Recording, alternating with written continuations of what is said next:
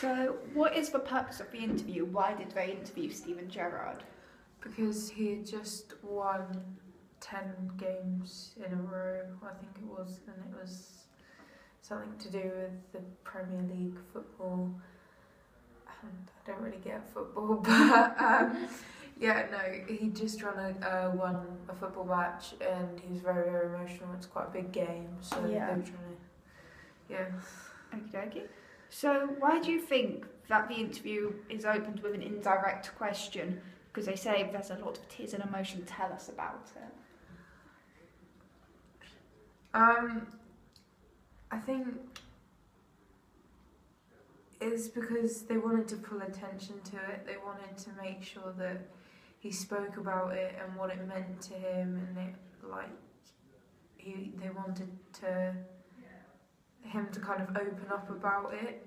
An indirect question is kind of like a statement and then kind of adding on, and I think that's what they were trying to do. They were trying to say that happened, so can you just talk about it? And he did. He went on and he said it was such a big game, it was so important, it was very difficult at points, but yeah. Okay. And do you agree that the following question is a confidence builder? And why do you think or disagree with it? What was it like when the game went away from you, when you got it back again, and potentially the title? I don't know if I'd see it as a confidence builder. There's parts of it that's a confidence builder, saying that actually you could have done that, and you saw kind of the light at the end of the tunnel when stuff started getting back to that point.